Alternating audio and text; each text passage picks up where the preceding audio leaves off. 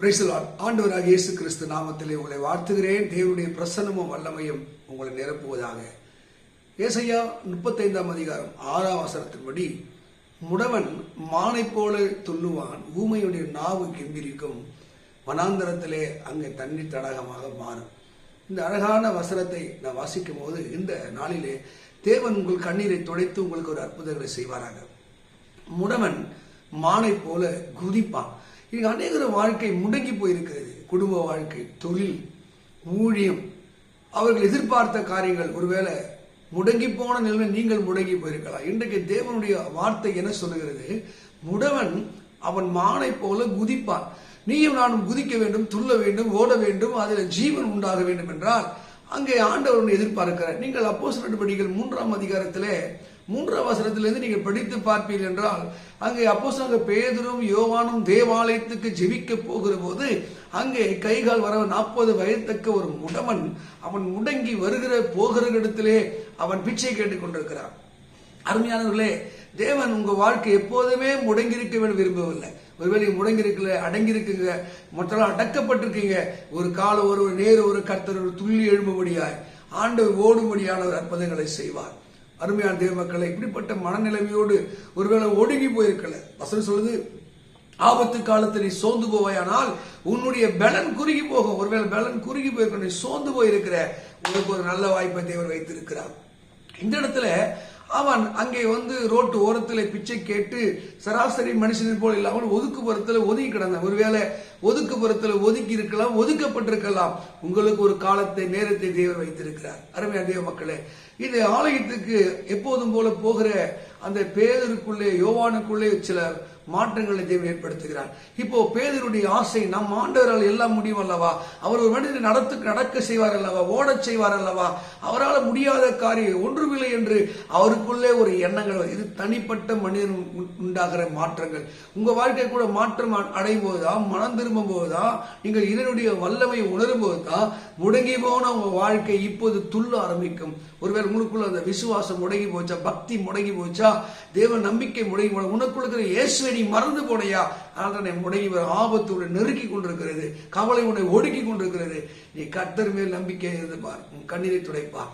இப்போது பேதுரு என்ன செய்யற இடத்துல அவனை பார்த்து நோக்கி பாருன்னு இந்த பிச்சைக்காரன் நல்லா தட்டை தூக்கி ஓங்கி அப்படி பார்க்கறான். இன்னொரு முறை அவன் பார்க்கிற பார்வைக்கு அவன் மாட்டு கருத்து சொல்கிறார், ஹலோ, பொன்னும் வெள்ளியும் என்னிடத்தில் இல்லை, நீ கேட்கிற மாதிரி காசு எல்லாம் கிடையாது, என் கிட்ட ஒரு ஸ்பெஷல் இருக்கு. நீங்க யாரோ ஒருத்தர் உதவி செய்வார்கள் என்ன, அதுக்கு ஒரு கஷ்டங்கள் மாற வேண்டும் என்றால் இப்படி ஒரு பழமொழி சொல்வார்கள், ஆமாவா, நான் மீன் கொடுப்பதில்லை, மீன் பிடிக்க கட்டுத் தருவேன் என்று சொல்றாங்க போல. இன்னைக்கு மீனை கொடுக்க வரல, மீனை பிடிக்க கட்டுத்தரும். யாரோ ஒருவர் ஒரு காலம் உதவி செஞ்சிருவார். தினமும் யார் செய்வார்? அப்ப தினமும் வாழ்க்கை முடங்கி போன வாழ்க்கை வெற்றி பெற வேண்டும் என்றால் நீங்கள் உங்களுக்குள்ள இருக்கிற ஒரு சக்தியை வல்லமை பார்க்கணும். இதைத்தான் அங்கே பேதுரு பார்த்தார். எனக்குள்ளே ஒருவர் இருக்கிறார், எனக்குள்ளே ஒன்று வாழ்ந்து கொண்டிருக்கிறது. உங்களுக்குள்ள இருக்கிற தேவனை நீங்கள் உணரும் போது, விசுவாசிக்கும் போது தான் முடங்கி போன உங்க வாழ்க்கை வெற்றியாக மாறுது.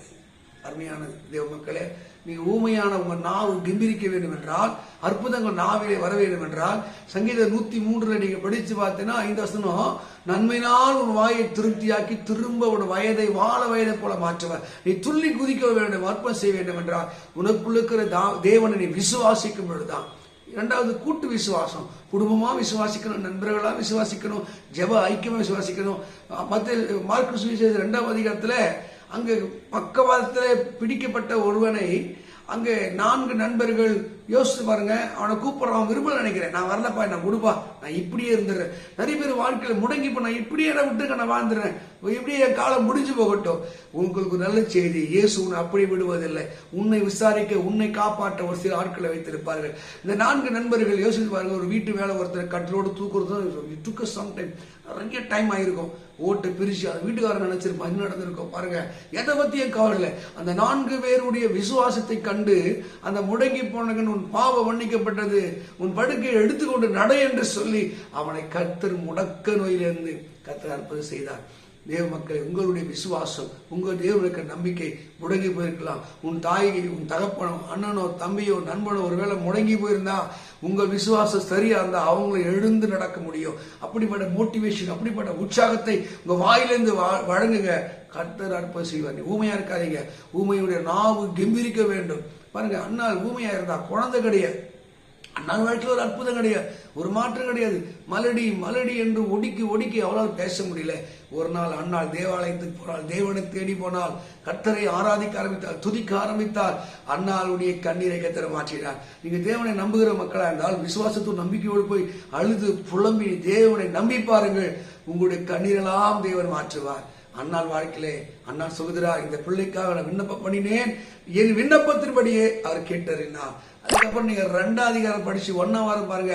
என் பகஞ்சன்வே என் வாய் திறந்திருக்கிறது, என் கொம்பை உயர பண்ணினார். உங்கள் கொம்பு உயரும், உங்கள் பகஞ்சன் உங்களை கொட்டி கொட்டி உங்களை குனிய வைத்து நடுவிலே உங்கள் குரலை தொனிக்க பண்ணுவார். அந்த காலம் சபித்திருக்கிறது. என்ன செய்ய வேண்டும் என்றால், நீங்க தேவ சமூகத்தை நாடி போக வேண்டும், தேவனை துதிக்கிறவர்களாய் மாற வேண்டும். உங்க கம்பீரிக்கிற ஒரு அற்புத ஊமையன் பேசுறது போல, ஊமையன் நாவு கம்பீரிக்கிறது போல அற்புதம் நடக்கும். முடவன் மானை போல துள்ளுவான், ஊமையன் பேசுவான், உங்கள் வனாந்தரத்தை செழிப்பாக மாற்றுவார். தேவ மக்களே, இந்த வார்த்தை நம்புங்கள், தேவனை நம்புங்கள், அவருக்காக வாழுங்கள். உங்கள் கண்ணீரெல்லாம் துடைக்கப்படும். God bless you.